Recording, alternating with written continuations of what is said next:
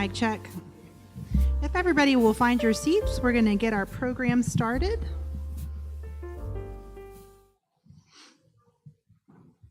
Welcome to the Gillespie County Historical Society and our Pioneer Museum's Historic Sanctuary for First Weekend program.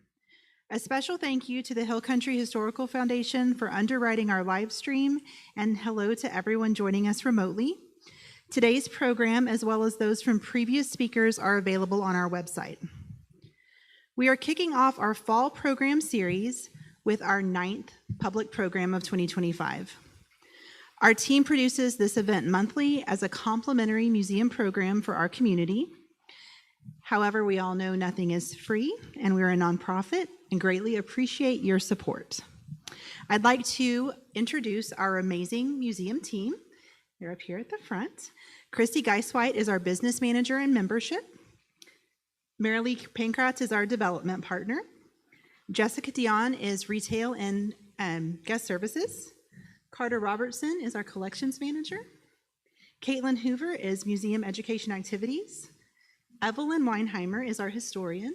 And we have a new team member to introduce today. Miss Jenny Emmel is our archivist.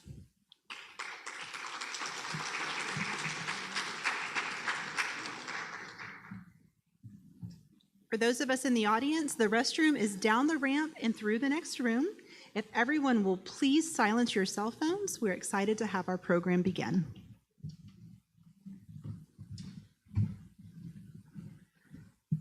All right. Today, we are honored to welcome Dr. Don Fraizer, Director of the Texas Center at Schreiner University, where he leads initiatives that explore rich history and culture and heritage of Texas. With extensive experience in education and public outreach, Dr. Fraizer brings a wealth of knowledge and insight to help us better understand the stories that shape our state. So would you help me in welcoming Dr. Don Fraizer?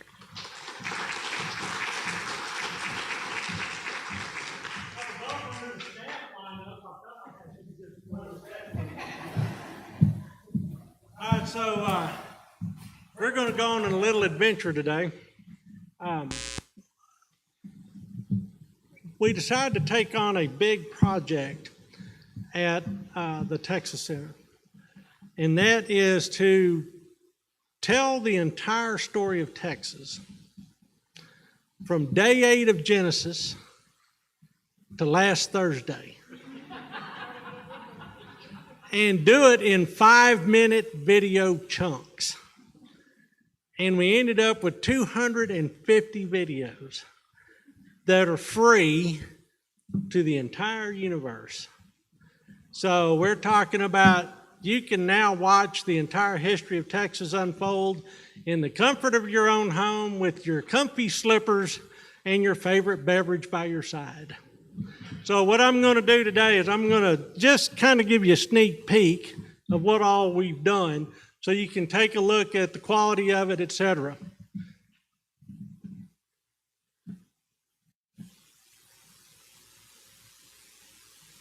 So I'm going to be just like your favorite 7th grade history coach. I'm going to hit play and then I'm going to go in the back of the room. But I'll stick around and we're going to have the great conversation after this.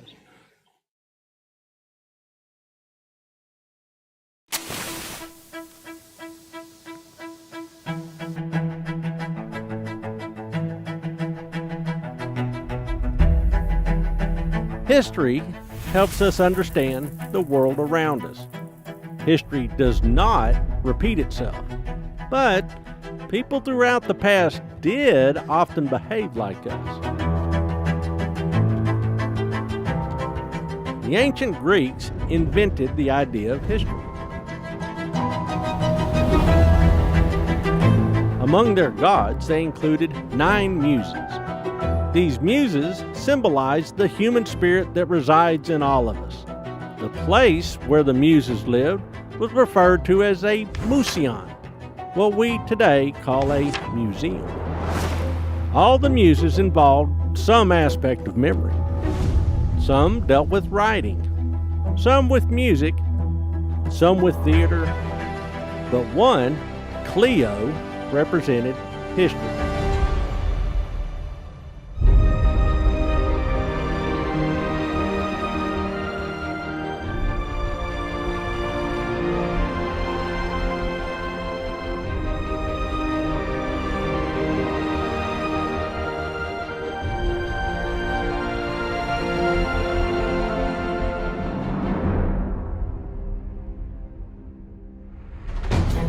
At one time, students everywhere studied their own state history, some more than others.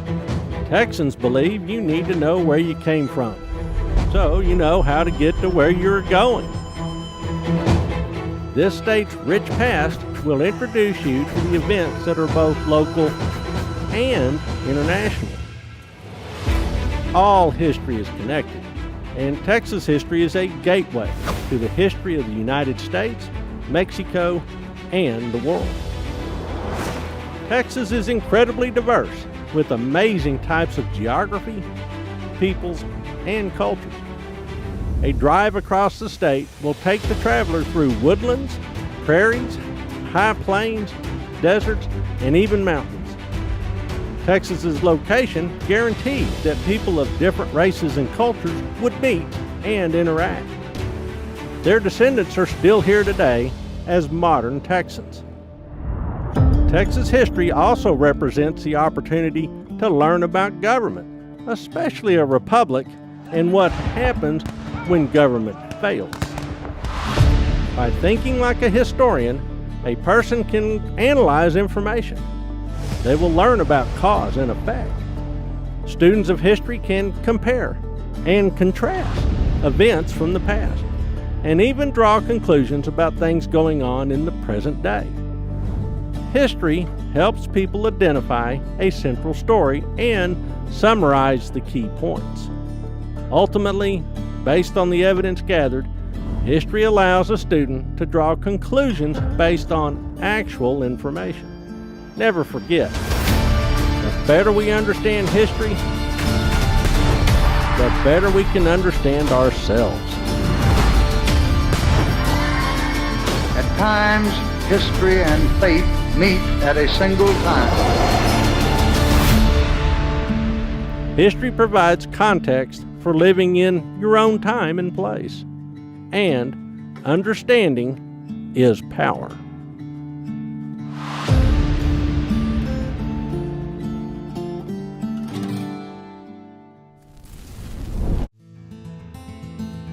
For Texas, the war with Mexico and the presence of U.S. troops on the frontier finally brought peace after years of conflict. Newcomers arrived by horse, wagon, and ship, ready to turn the Texas wilderness into productive acreage. Peace was contagious. Juan Seguin came back to Texas, forgiven. Meanwhile, his one-time foes left Texas for other adventures. Rangers Jack Hayes and Ben McCullough went to California.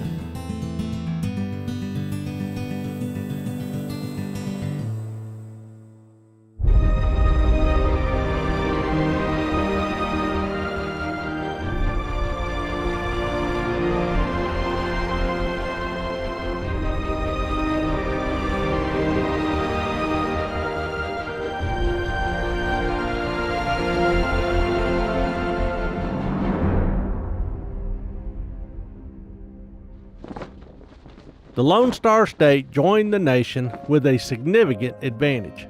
Unlike states that began as territories, Texas retained its public lands. That would prove to be a huge resource in the future and allowed for a great deal of independence from national land policies. It also allowed the state government to allocate acreage for specific purposes. These included the support of education, those with special needs, veterans, and settlers looking for a fresh start. As a result, Texas proved especially attractive to many. People living under rigid political regimes in Europe could breathe free in Texas, and families who were renters on acres in Germany, Alsace, and Poland could become landowners in Texas. This promised social mobility and generational wealth. The same held true to U.S. citizens.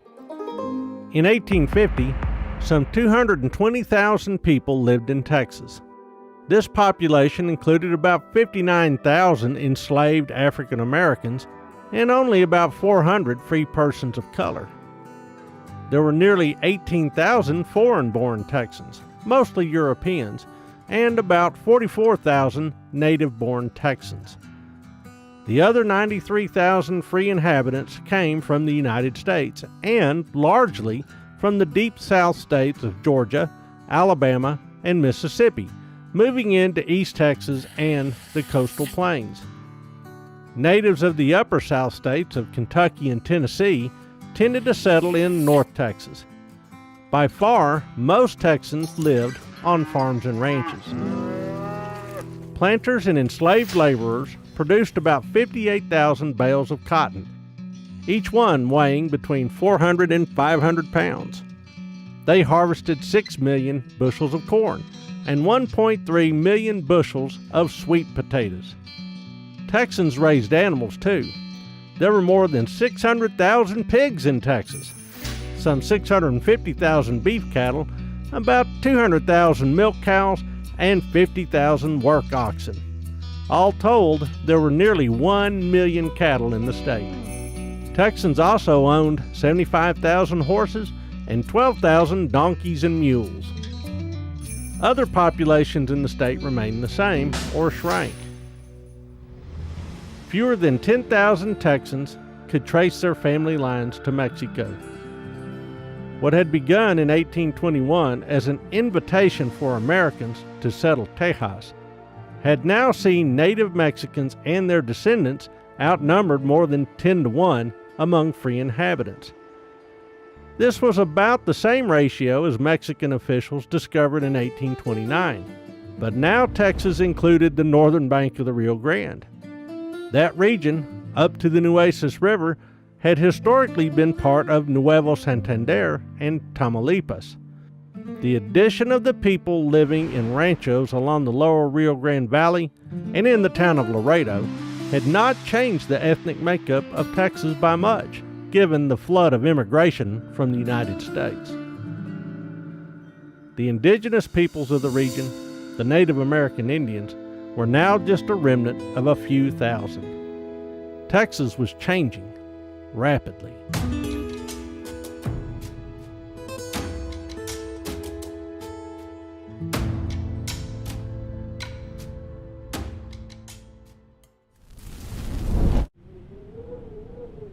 Texas was huge, and people poured in from the rest of the United States and from places around the world.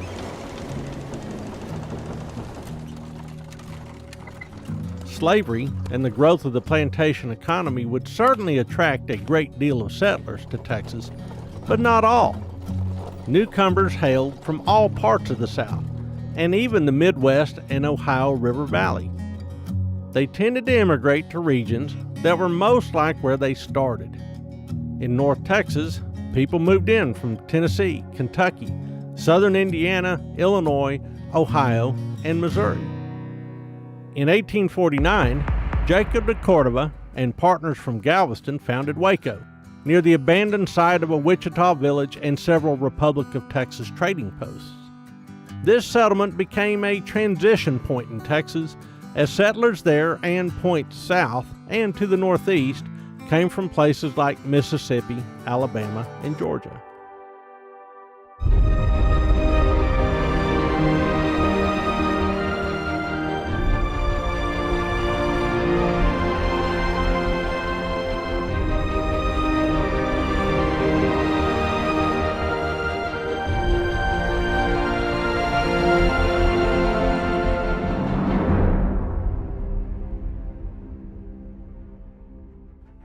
Texas was in a formation process and was becoming remarkably multicultural. Large numbers of European immigrants came to the state. Germans created enclaves in places like Fredericksburg, Comfort, and New Braunfels, and settled near to the old site of San Felipe de Austin in Austin County, north and west of Houston. San Antonio also attracted a sizable population. Alsatians, Czechs, Poles, Scots, Irish, and English also came, adding their own touch to the diversity of the state's culture. Texas also proved to be a land of social experimentation. A colony of French settlers established a communal settlement called La Réunion in what is now downtown Dallas, while German freethinkers and political idealists, inspired by the writings of Karl Marx, settled the town of Comfort in the hill country. They were part of a general immigration away from strife and revolution in Europe. There were also attempts at Mormon settlements. Women were key to this creation process. Traditional carriers of culture, women both directly and indirectly wove Texas society together. Southerners brought with them the concept of true womanhood, where women were idealized as homemakers and mothers, and were pious and pure, strong and hardworking, as well as docile and submissive to men. There were clearly limitations to this view of women's roles. While dominant in the home and family, Texas women were excluded from more public spheres, including politics. As a result, women often suffered inequities before the law. For instance, women could not serve on juries. They couldn't act as lawyers, and they couldn't even witness a will. A saying emerged in the 1850s that Texas was heaven for men and dogs, but hell for women and oxen. However, Texas women did have a significant amount of property rights in Texas. Married women could maintain title to property, such as land and enslaved laborers, that they had owned before marriage. Married women also had community rights to property acquired during the marriage in case their husband died or ran off. These rights allowed Texas women to head families, own plantations and farms, and manage their affairs in ways that were anything but passive and submissive. Church in Texas was key. They were the centerpieces of community life. Even Senator Sam Houston accepted baptism into the Baptist Church. Christian denominations were also advocates for education, and the first colleges in Texas were church-related. Although a movement to establish free public schools failed to catch on in Texas, most people were literate. Newspapers sprang up across the state, as did theater troupes, debate clubs, singing and musical ensembles, and other marks of refinement. Texans also spent a lot of time thinking about racing horses, gambling, drinking, and fighting. The Texas identity we know today was forming.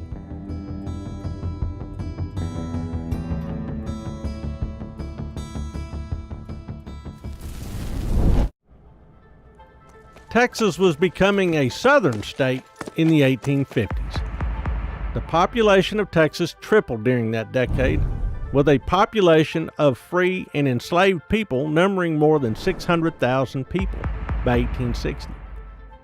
Most were Baptist, Methodist, or Presbyterians, but a sizable Catholic presence remained, reinforced by European immigration.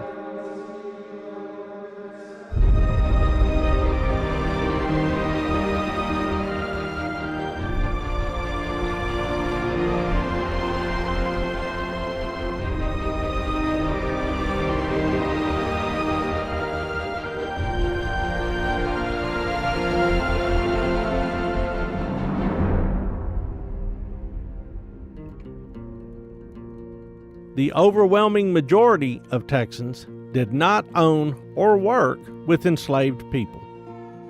Of the 422,000 free people in Texas, 1 in 4 held enslaved people as part of their estate. Of these, most kept only 3 or 4 on average. Yet, the acquisition of enslaved people and development of farms using enslaved labor was clearly the pathway to generational wealth in Texas. Texans lived in a growing economy heavily beholden to cotton culture. The presence of slavery stifled other economic enterprises in the state as the 1850s progressed. Texas had to import corn and whiskey because production could not meet demand. Capital and credit flowed toward the planters and rarely toward other endeavors. There was little incentive for innovation or stimulation of industry. As a result, the state remained rural and agricultural. The Texas government refused to consider subsidies or incentives to develop the state either. According to the Austin State Gazette, lawmakers believed public funds spent on public improvements led to extravagance bad management, speculation, and fraud. In short, a waste of taxpayer money. Texans were suspicious of using government funds on any enterprises that might be abused for personal gain. Even with the primitive conditions of the frontier, Texas exported pork, cotton, molasses, and hides in ever-growing quantities. Vessels coming to the state brought loads of grain, lead, iron, flour, soap, hardware, glass, nails, and wine. Surprisingly, candles were in short supply and had to be imported. Corn fueled the Texas economy, and imports from the Midwest helped feed the workers of Texas as well as the livestock raised for market. Texans drank a lot of whiskey and coffee. A growing distilling industry could not keep up with demand for brown liquor, and imports flowed down the Mississippi from Kentucky and Tennessee to New Orleans, and then by sea to Texas docks. Brazil supplied most of the coffee being drunk in the state during the 1850s. Not everything in Texas remained primitive. Families that had started out in log cabins aspired to build a house from sawn lumber. From there, they might even dream of a sturdy brick home. A local furniture industry supplied these homes, mixed with imported pieces for those better off. Most manufactured goods, though, came to Texas by boat and remained expensive. Even so, the state economy matured. Places like Brazoria County boomed. In 1853, that region exported nearly $1 million in molasses and cotton. That amounts to $36 million in present-day value. Yet, getting this valuable production to market remained a challenge. To reach its full economic potential, Texas still needed roads, railroads, and ports.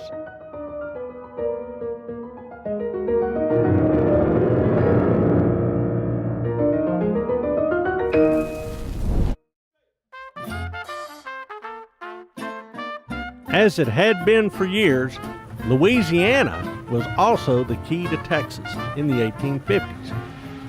The port town of Jefferson was connected to Shreveport by a labyrinth of bayous and provided steamboat passage to the Red River and beyond. Roads linked nearby Tyler and Marshall to Louisiana. Further south, a decent road connected Palestine on the Trinity River to Logansport on the Sabine and to Mansfield, Louisiana beyond. The old San Antonio Road from Natchitoches to Nacogdoches remained well traveled. A road connecting Huntsville with Alexandria, Louisiana crossed the Sabine at Burr's Ferry. Another track connected Houston to southern Louisiana, crossing the Sabine at Niblett's Bluff before heading east to Opelousas and New Iberia. This well-worn route had been in use since the Spanish era, a century before.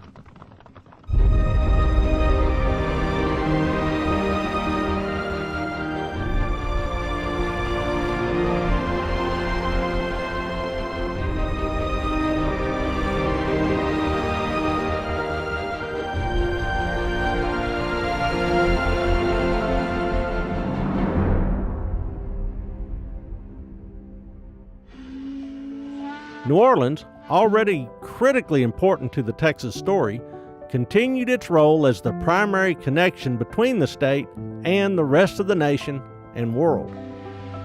Immigrants often first landed at New Orleans before taking a second boat to Indianola on Matagorda Bay, or over to Galveston, or by steamboat upstream to the Red River. As Texas developed, three distinct zones emerged: East Texas, Middle Texas, and West Texas. East Texas was the region between the Trinity River and the Louisiana border. Middle Texas stretched west to the Colorado River. West Texas was all the territory that lay beyond. Geography determined how the state matured.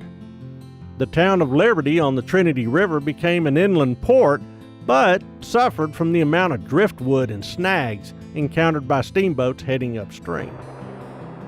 Galveston became an important town as well, but mostly as a first stop for goods and passengers coming into Texas. Houston almost always became the next stop on that journey, and that city began to grow in importance in the state. Goods passing up by Buffalo Bayou to Harrisburg or by overland roads accumulated in Houston before heading into the interior of East and Middle Texas. Various towns on Matagorda Bay served western Texas, including the villages of Port Lavaca, Matagorda, and Indianola. This massive expanse of water was too shallow for most ocean-going vessels. Goods and passengers transferred to smaller vessels in the rough waters of the Gulf of Mexico before completing the journey to land. From there, teams of oxen carried goods to San Antonio, which developed into a hub of commerce for this region and the great expanse beyond. The long coastline of Texas offered few good options for developing a major port unless there were major modifications, including dredging shipping channels and the construction of docks and warehouses. Galveston held the most promise as a major port, and entrepreneurs Andrew Briscoe and Sidney Sherman, both veterans of the Texas Revolution, built the Buffalo Bayou, Brazos, and Colorado Railroad Company, from there to bypass Houston.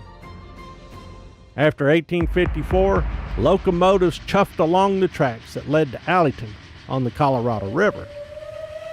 By the end of the decade, Houston caught up, serving as the hub for 5 of 9 Texas railroad companies operating along about 500 miles of track.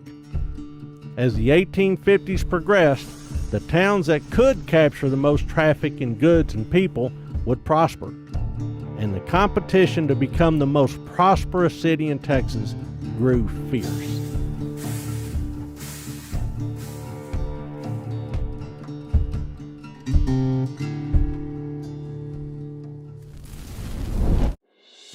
In 2036, Texas will mark 200 years since it declared its independence from Mexico.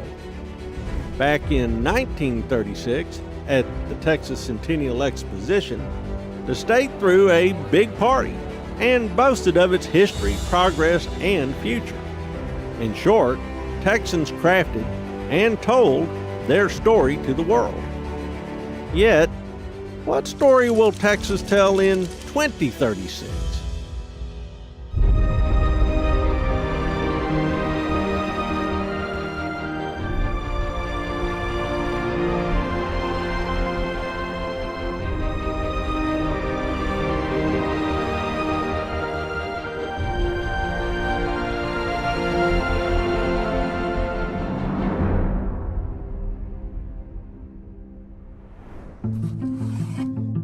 Not everyone in the state agrees on what exactly the Texas story is. In 2024, the Texas State Historical Association, founded as the keeper and perpetuator of the state's history, emerged from months of turmoil over how the history of Texas should be presented.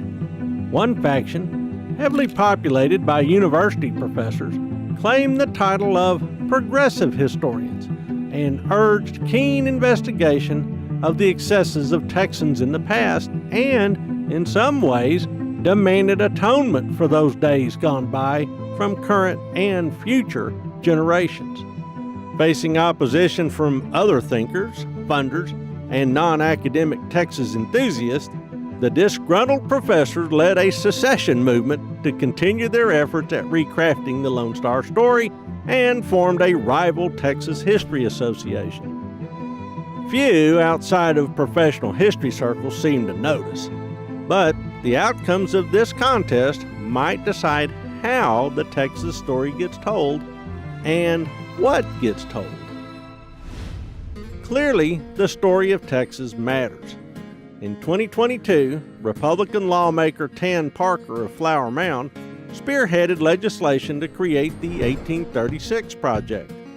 Led by a 9-person committee of appointed advisors, The effort aims to make sure that the story of Texas continues to be told well into the future, from classrooms to historic sites across the state. At the same time, officials secured public funds to help overhaul historic sites related to the Texas Revolution. These include the Alamo, San Jacinto, La Bahia, San Felipe de Austin, and Washington on the Brazos. Other Texans across the state seem less concerned about the past and more inclined to ponder what lies ahead. One forward-looking organization, Texas 2036, is a leader in this effort and seeks to ensure Texas is the best place to live and work, especially by addressing the biggest challenges facing our state as our population and economy continue to grow. By 2050, experts predict that Texas will have the largest population and largest economy of any state in the nation. This transformation will bring with it a huge amount of national and international influence. It will also bring many growing pains. Decision makers agree that issues to address include an aging population, underperforming public schools, the need to create an adequately trained workforce, affordable and accessible health care, careful management of state infrastructure and natural resources, issues facing the criminal justice system and foster care, and making the state government run more efficiently. There is a lot to think about, but all that lies ahead. In Pluribus, Texas, we've endeavored to tell the Texas story from the beginning of time to present, as completely as possible. Some parts are great, inspiring, and even heroic. Other parts are, well, less so. Yet all these parts make us who we are, Texans. Now, it's your turn. What is your story? And where do you fit in the big, bold, and remarkable story of Texas? We all look forward to that answer.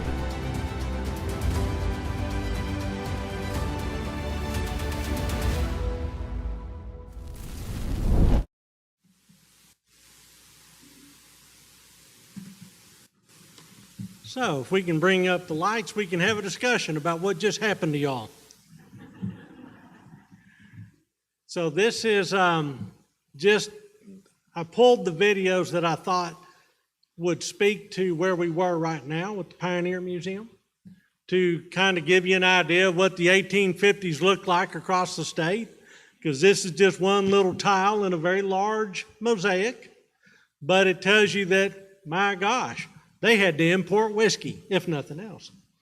So it's an interesting adventure when you decide to tell the entire story of a place like Texas, because it is, well, Texas is a really big place. All right, so I didn't know if that came as a news flash to anybody. I want y'all to do an interactive with me today. How many of y'all picked up the one sheet in the back that had all those curious looking QR codes? If not, I bet we can get some to you, because the next part of the show has to do with those things. So we decided that if we don't tell the story of Texas, who is? Who's going to tell our story? And I have watched in the course of my academic career that story get hijacked in a lot of different ways. And by hijacked, I think that there's some people that are telling a story that is ultimately somewhat dishonest in their approach. I was raised to believe that if you're going to be a historian, you let the sources take you to the conclusion. You don't start with a conclusion and then cherry pick your sources to support your conclusion. So the way we start our Pluribus Texas journey was that first video you saw, which is, what is history anyway? And that's when I used the museum approach and talk about sources and the muse. So we are here at the Pioneer Museum in a temple of the Muse Clio. Because what does a museum do for you? It makes you go, huh, I didn't know that. Or what's it like to hold a double-barrel shotgun? You know, what's it feel like? You know, what's this doodad for? Why are they grinding stuff? It makes you stop and, well, think about what story it is you're seeing right in front of you and what that story tells about you and your journey through the sky. So that's why we start with defining history. So each of the lessons, there's 60 lessons, each one has about 4 videos in them. The geography lesson has 8 because, well, again, Texas is a big place. But each of the 4 videos in that first introductory sequence has to do with things like primary sources, secondary sources, tertiary sources, why Wikipedia is probably not your go-to source, and how all of this gathering should take place and where these primary sources live. In places like the Pioneer Museum, but also in places like the Briscoe Center at UT or down at the Alamo or the State Archive. You get the idea. The idea there is to let the school kids and anybody watching this series to understand that understanding history is a process. And it's a process that historians go through that, if done honestly, helps reveal something about the past. Okay. So the next 4 videos in sequence, that was actually, y'all waded through lesson 32 of 60. So you got smack dab in the middle of it all and you're going, what am I watching here? Why am I all of a sudden in the 1850s? Well, it's because I said the word Fredericksburg. And I said, that's what I'll take to Fredericksburg. But here's the interactive part of this journey. Y'all got a QR code on the front of that thing. Y'all, all you got to do is grab the phone on your camera. I don't think anybody here came without a phone.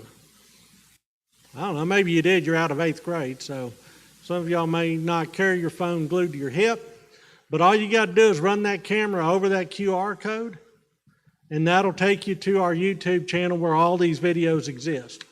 And guess what? These videos look really good on your phone. They play well on your phone. And that means that while your wife is at the best Walmart in the hill country, I have a woman who works for me who will get up early just to go to Fredericksburg Walmart so she can get a particular brand of bagels to bring back to Schreiner to eat for breakfast. So while your wife is in Walmart, you're making that last minute errand, and you're out there in the parking lot, this is autobiographical, by the way, you can watch this on your phone. In 5 minutes, you're in, you're out. If it's a particularly long errand she's running, you can get an entire lesson knocked out. All right, so that is the structure of it, and now y'all know where to find it. That last video is important because what I'm doing is teeing up the Texas Bicentennial. And you think about it, if these videos end up being deployed in Texas classrooms, which is my sincerest hope, then all of a sudden the students understand that, hey, they have a role to play here.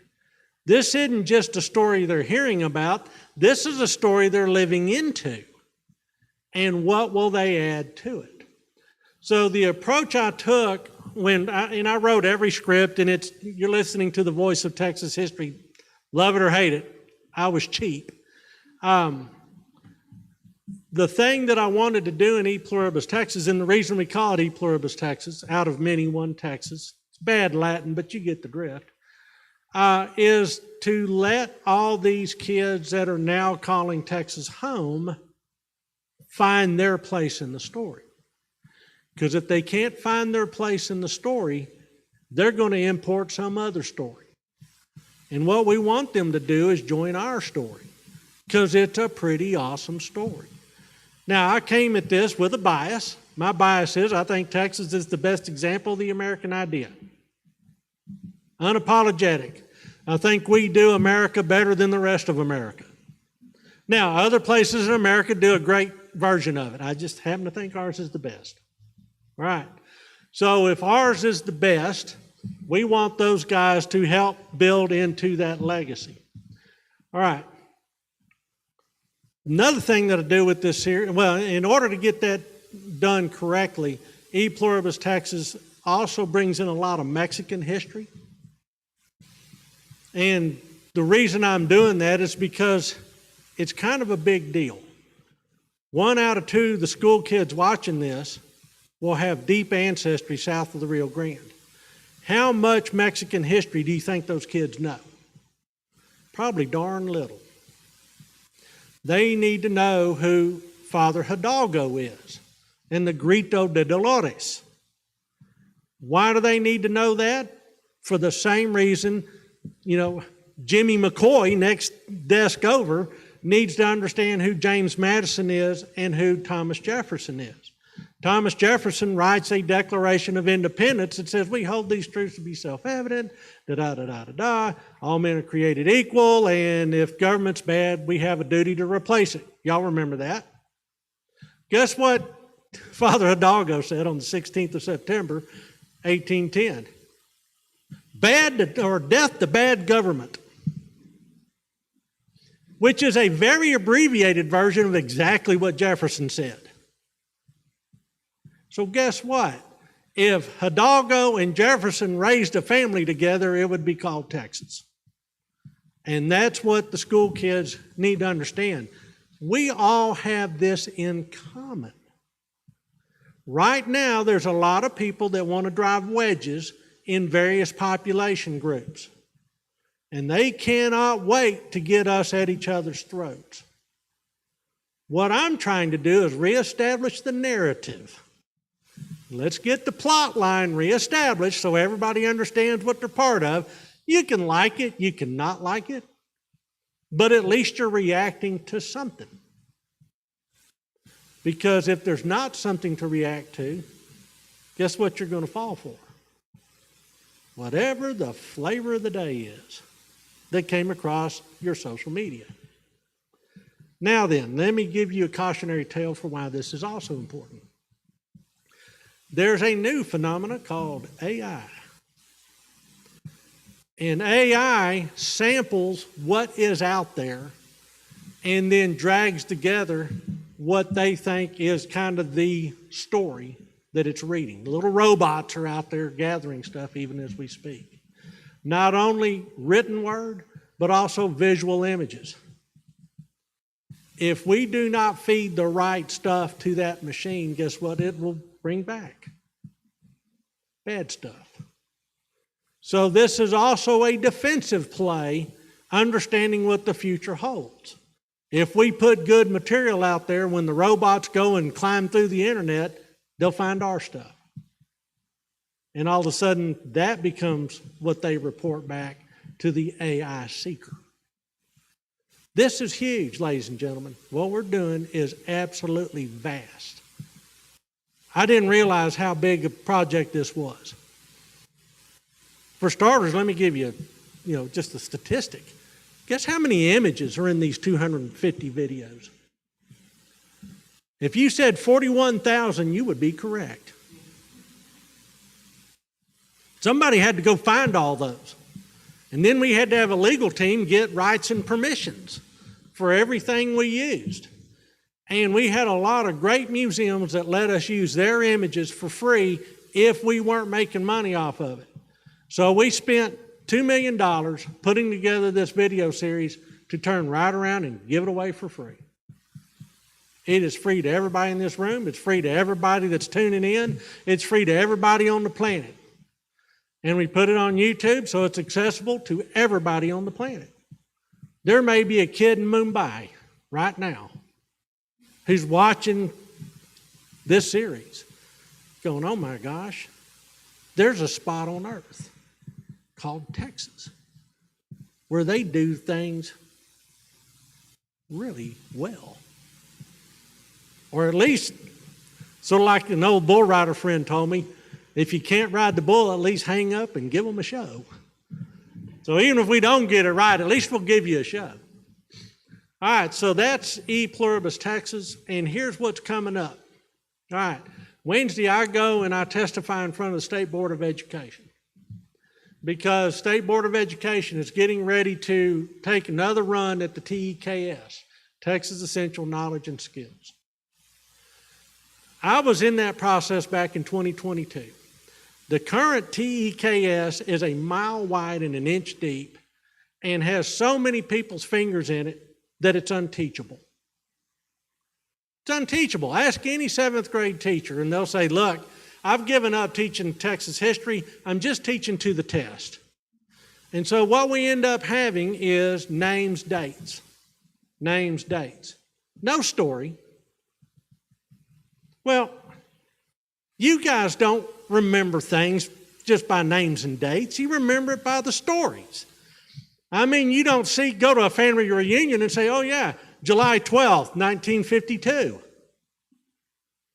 You go, oh, I remember that time we bet you $10 you wouldn't eat a cricket. That's how you remember Cousin Jethro. He's the cricket eater, who just happened to be, born in 1952. He's given up the cricket habit since then, I'm happy to report.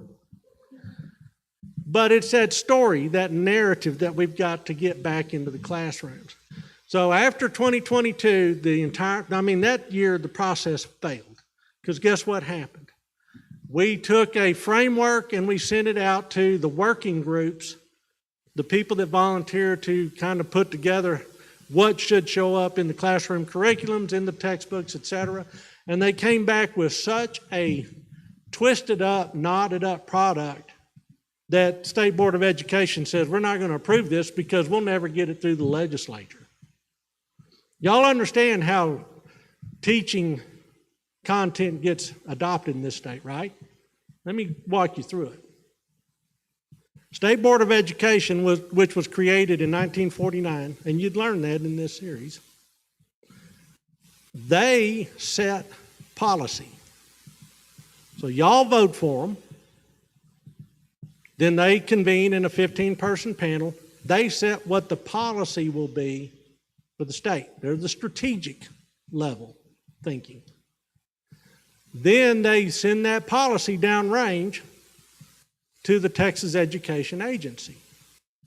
Texas Education Agency is for implementing the policy. The way they decide to implement that policy is that they then go in through this process of adopting the TEKS.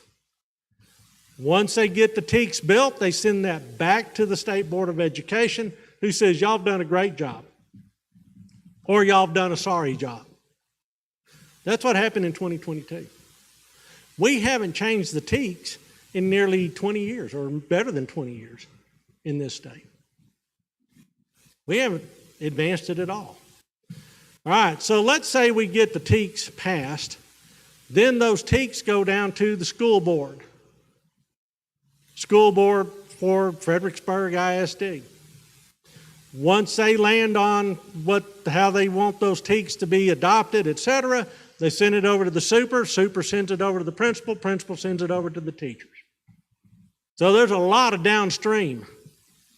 SBOE is the wellhead. That's who I'm talking to Wednesday.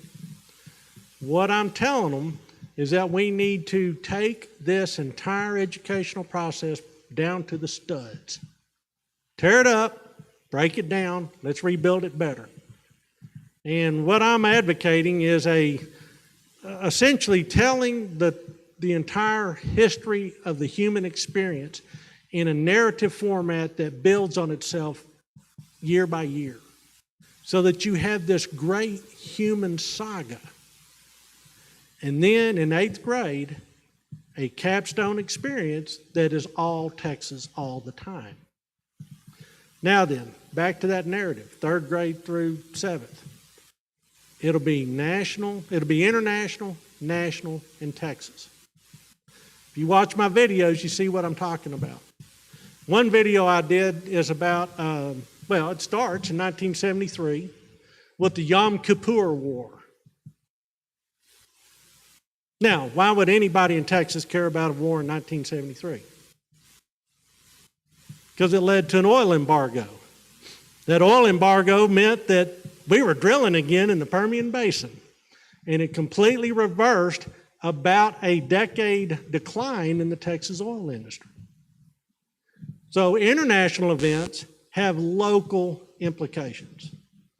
And that's what I try to do all the way through this 250 video series. And that's what I'm arguing we should do 3rd grade through 7th, and then capstone it and look at the world through a Texas lens. Why am I so Texas-centric? Because the kids that are going to school and looking for a curriculum look out the window and guess what they see? Texas. They don't see Idaho. They're not looking at Kentucky out the window. They're looking at Texas. They're the guys that we're raising to run this place. Maybe they ought to know something about it.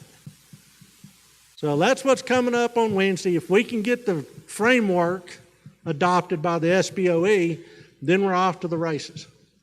Now, what that'll mean is that the entire teaching workforce will have to get retrained.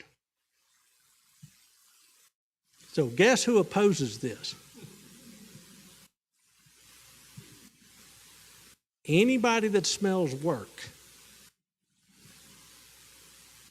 Now then, I've got SBOE members saying, well, the teachers I've talked to don't want this because blah, blah, blah, blah, blah. And I look them dead in the eye and I say, well, guess what? You don't work for them. Elected members of the SBOE work for y'all. So the better question is Coach Pringle going to be happy? That's not the question. Is what do y'all want the next generation of Texans to know? And that's what's at stake. And that's what's coming up. Now then, Pluribus, Texas is about to get weaponized. We know how to build the nuke. Now we're going to strap it on a missile. Because I've got 3 curriculum writers hired, and they're going to build a classical model for homeschoolers and charter schools and private schools. We're going to do one that's really built around the private school and people that have more flexibility in the classroom. And then I'm going to build out a 3rd version, which is all public school stuff with all the bells and whistles attached. So we're going to have curriculum that accompanies these videos that are free. Curriculum will be a subscription. I mean, I've got to start recovering some of this cost. And there will be maintenance involved with all that sort of stuff. But guess what? If you're a motivated 7th grade teacher, you can build your own lesson plans around these videos. You don't have to buy mine. But if you want to buy mine, they're for sale. So that's where we're going with this. The final thing that we're going to put together is an educational hub where all this stuff is delivered. And then we're going to curate as part 4 some sort of app that marries heritage and cultural tourism like the Pioneer Museum or San Jacinto Monument or the Wasp Museum with this overarching narrative arc that we've already built so that you can actually get the context of what you're looking at before you go to the place that you want to visit, where they give you the small, micro, local stories so that kids can see, and adults and Californians can understand where this whole story comes together. This is a big tour. When I went out to the Haley Museum looking for images, the director out there just kind of pushed his hat back on his head, leaned back and said, "What the heck made you think you could do all this?" And that was the one question I had never asked. I just thought it needed to be done. What questions do y'all have for me? Yes, ma'am. Anna. Oh, yeah, I'm sorry. Yeah, I'm going to ask questions. We've got this being live streamed, etc. You got to talk into the stick mic or we won't hear your question. Yes, please don't start asking your question until you have this in your hand. Okay, talking about alternative views of Texas history, Sure. What do you think of the book, Forget the Alamo? I think it was designed to sell lots and lots of books. Now, the problem is that is a great example of bad information in the information space that then just gets perpetuated off of a headline. Mm-hmm. So I have had people look at me just as though they were a leading expert saying everybody in the Alamo had it coming because they're all white supremacists and just big oppressors. So kill them all and dance on their graves. And that's what Forget the Alamo did. And as a result, in the conversations I've had down at the Alamo, there are some community activists that is their reality. And so one of them that was down there that was just convinced that the Alamo should not be described in the way that people in this room have come to expect it to be described. It should be completely told differently. So he said, all right, what'll make you happy? They said, well, let's hire this historian that they keep bringing up in the book to do a white paper, and he'll be the final answer on whether or not slavery was the motivation behind the Texas Revolution. So they hired this guy, paid him a big pile of money. He worked on it up at UNT. He came back with a white paper, and his conclusion was the Texas Revolution was not fought over slavery. Guess what the activists in San Antonio said? We would like a different historian. So what we're having to do is we're having to push back against bad information. So guess what I'm going to do? I'm going to put different information out there. And hey, where Texas falls on its face, trust me, I'll tell you about it. There's a lot of stuff that happened in Texas history which ain't grand. And it's kind of, crummy. But you need to know about it. So again, if that activist in San Antonio had access to a narrative arc, then they might have had an informed opinion. Instead of somebody told me about a book they read one time that said the following, and that's what I'm taking into the meeting. So, really a very good example. Thanks for bringing that up. I've had to answer that question now for 5 years solid. Other questions? Come on, y'all. Man, have I sucked all the air out of the room? I mean, I'm surprised everybody's still awake after, watching 20 minutes of history stuff.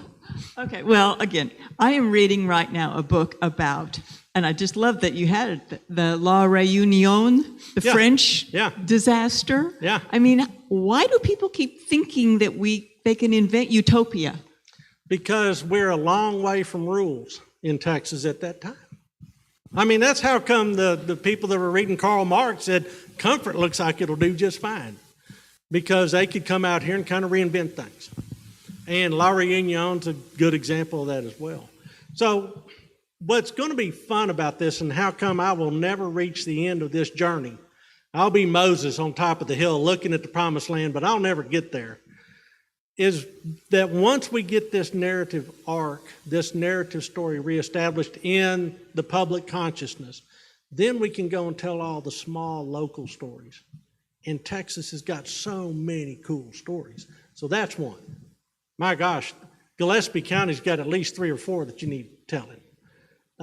We did one of the small stories we did, which is not much of a small story, is all about Nimitz. Of course, Kerrville claims him too. I'm just pointing that out. But this is a guy that kind of single-handedly defeated the Japanese Empire. And that's a cool story. So what we've built out besides those 250 videos is probably another 230 just videos that fit in, but they're not necessarily going to be part of that narrative arc. So, yeah, it's the never-ending story. I would just like for you to clarify this just a little bit. Maybe Sure. I didn't really understand you. Are the TEKs different for private or charter schools than they are for the public school? They are. Why? Because private schools don't take public funds. Now that we have school choice, I would expect enrollment in private schools to go up. To do what? To go up, to increase. And so...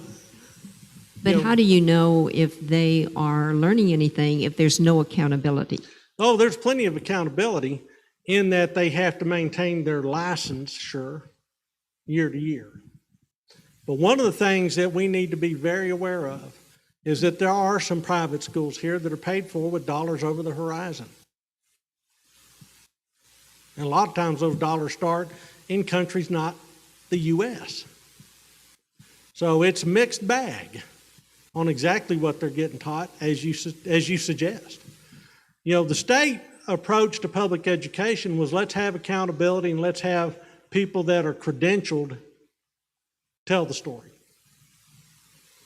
What's happened, I think, in the last 30 years, especially the last 30 years, maybe longer, is that there has been a sort of gatekeeping that has occurred.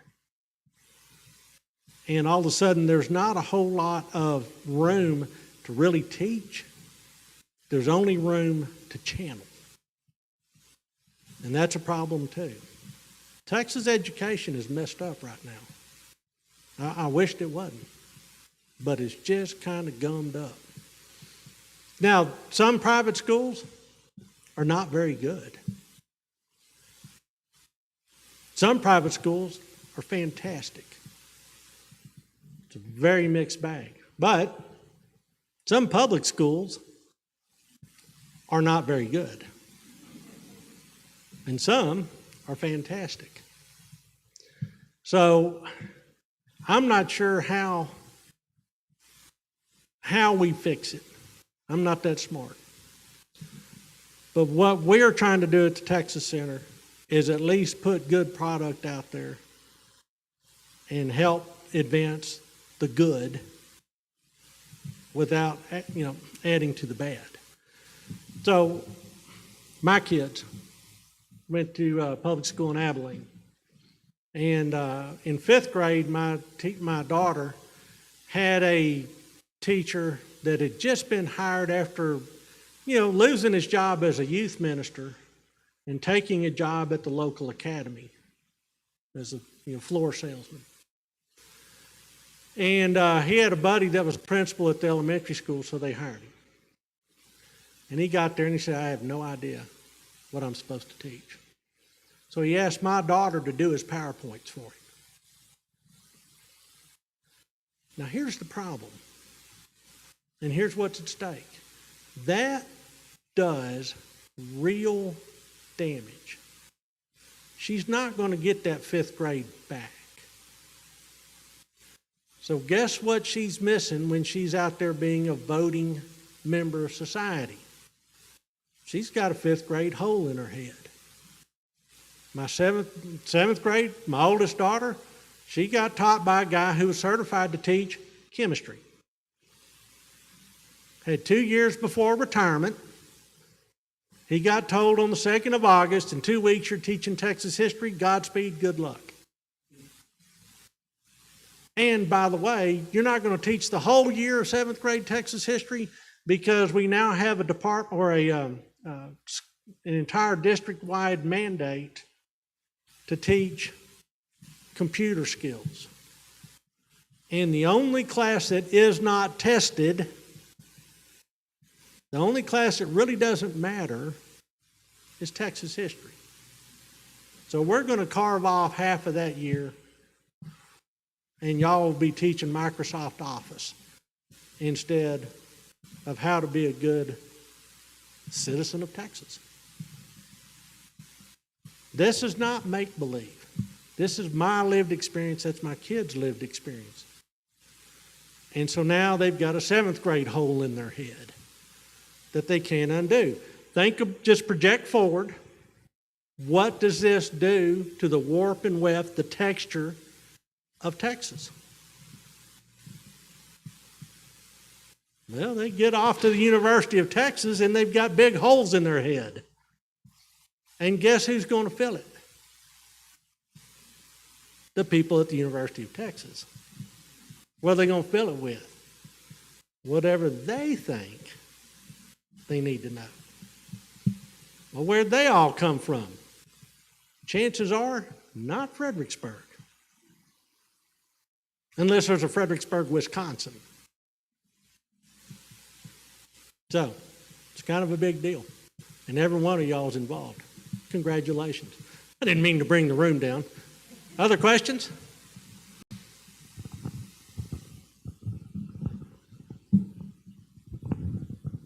Don, what is the Texas Center version of why the Republic of Texas, or even before the Republic of Texas, why the German and other European immigrants were invited to settle here?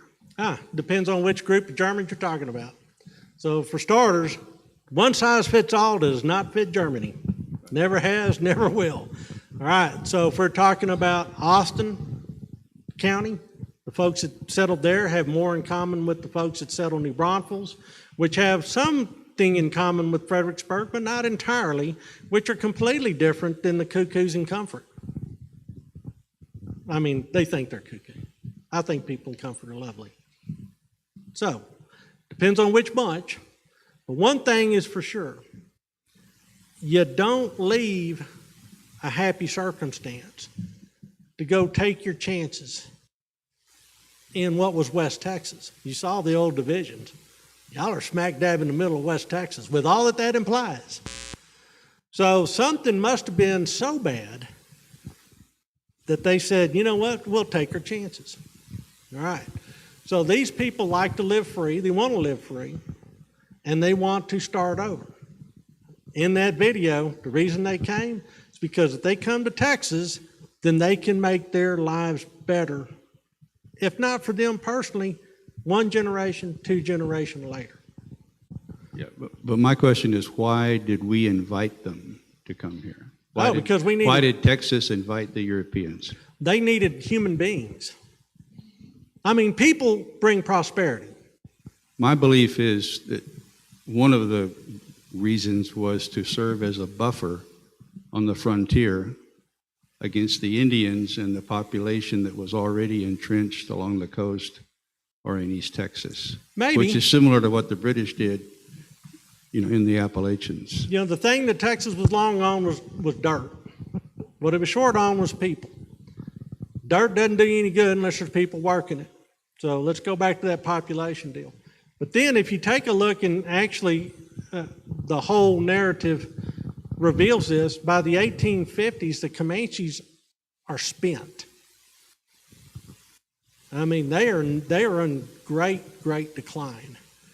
After 1848, Treaty of Guadalupe Hidalgo, all of a sudden Comanches become an American problem. Fort Martin Scott gets established to essentially create a picket line between them and everybody else.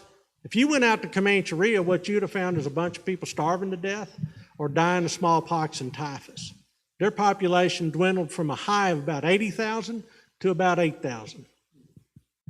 So the idea of an Indian threat is certainly there, but sometimes it's exaggerated.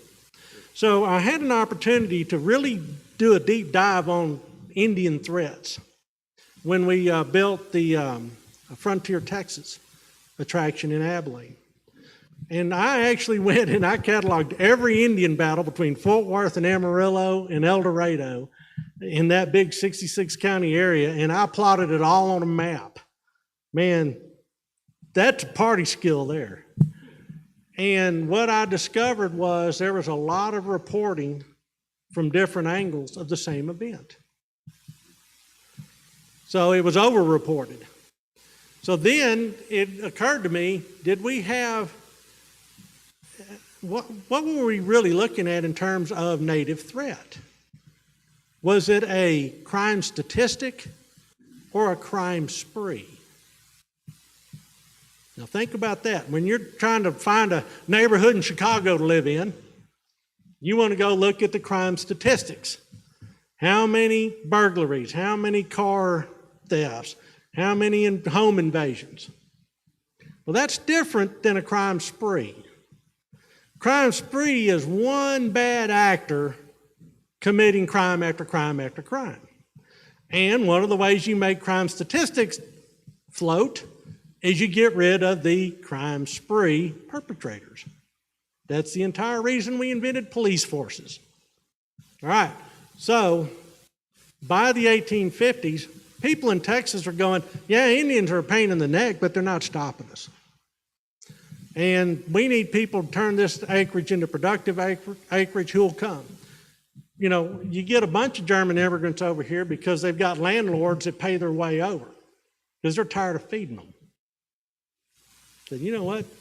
I can kind of have a similar situation if I buy a lot of dirt over in Texas, and then I populate it with my surplus population, they bring it into productivity, and then I get a check off of that too. So there's a lot of different things. And that's why it's Pluribus, Texas, man. You'll never get to the last story because every story is going to be slightly different. Great question, though. Next question. Here's one over here.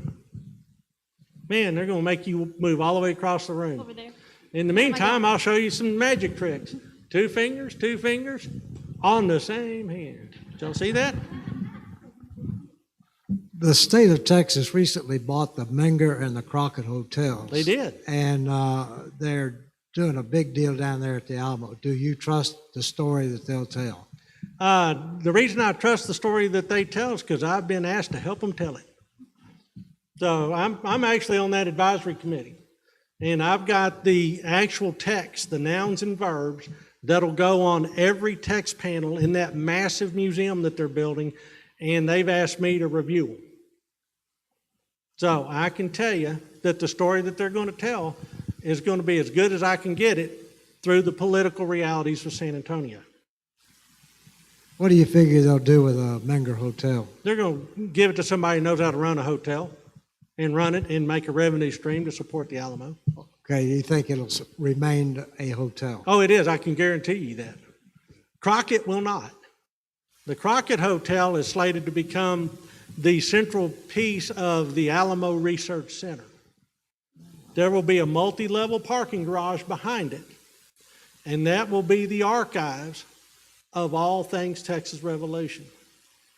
So a proposal I made to the Alamo is, look, I'll be happy to put together teams. We'll go to Spain, we'll go to Mexico, we'll go to Connecticut, and we'll gather all the different documents that relate to Texas during that time period and become a mirror repository for all those documents. See, part of the problem with telling that early Texas story is the documents are inconvenient because you got to go to Spain or to Mexico City. Well, what if all you had to do is go down to San Antonio and you can, be housed at the old Crockett Hotel? Because they're actually going to have dormitory space for teachers that come do teacher workshops, museum people that come do museum workshops. And it's going to be the capital of the Texas story, right down there. I mean, it's ambitious. And it's your tax dollars at work. Anyhow, that my part of that probably won't come to pass for another couple of years. But that's underway. You bet. You guys are going to like the Alamo Museum when it opens. But you're going to be absolutely gobsmacked that the Alamo's now vast. It's going to be big. And then way down in the middle is this little old church with a brand new roof, because that's coming too. Hold on a minute. Can you retell us what the Senate bill was that you're going to be speaking on? Oh, it's actually not a Senate bill at this point. This is actually the State Board of Education is deliberating over frameworks. How should we go about teaching history? And there's a lot of different options that they're considering. Some of them, to me, history is taught in silos. So you get a year of U.S. history, you get a year of world history, you get a year of Texas history. If you miss one of them, you missed a whole year of content. And if you're not paying attention, you don't know how they tie together. Shoot, your teachers don't know how they tie together. So why don't we just string them together? That's all I'm proposing.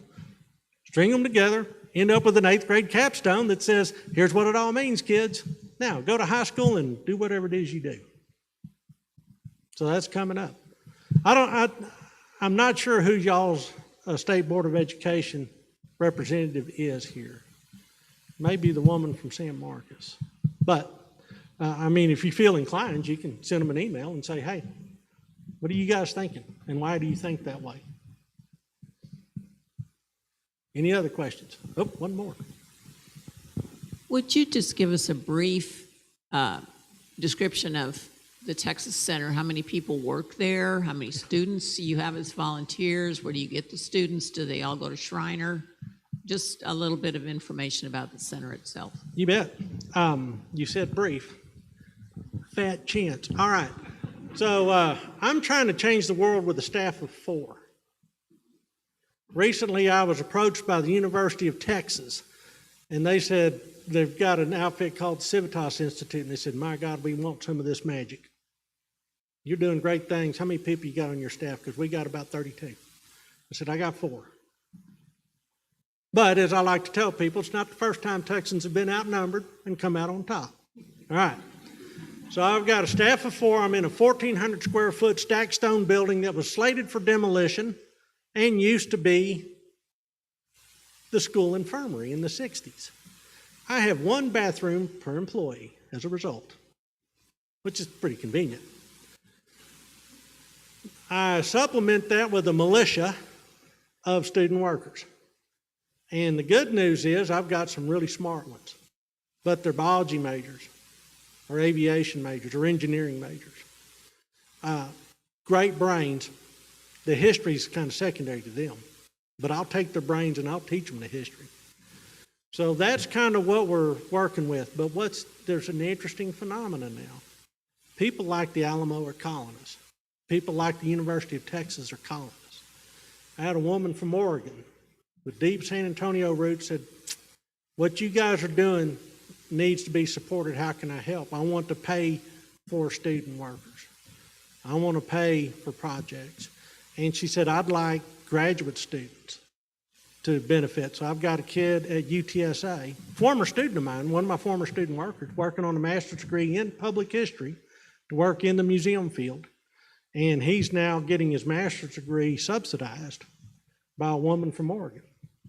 She's my Oregon donor. People in development would appreciate that joke. Anyhow, that's what we're doing. And I didn't set out to do this. When we started the Texas Center, we said, what's one of these do?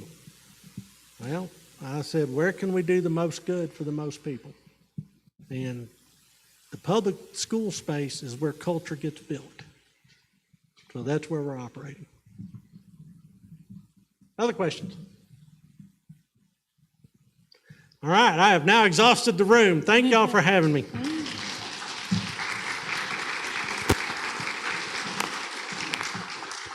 Thank you so much to Dr. Don Fraizer for being our speaker today. Thank you for being here with us. We hope that you'll join us tomorrow for First Saturday Living History here at the museum. We'd also like to encourage all of you to come back to see our current traveling exhibit on loan from Humanities Texas, Vaquero, Genesis of the Texas Cowboy.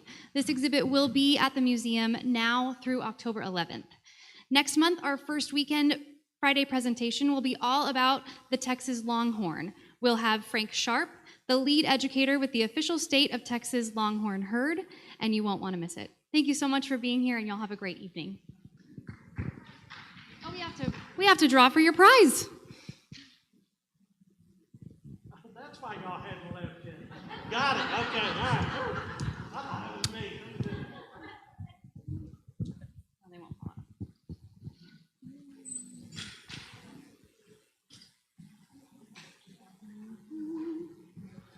Everybody have their tickets out and ready. Our winner today is number 434274. Danny Poole gets to win today. Thank you, and congratulations to Mr. Poole. Y'all have a wonderful day.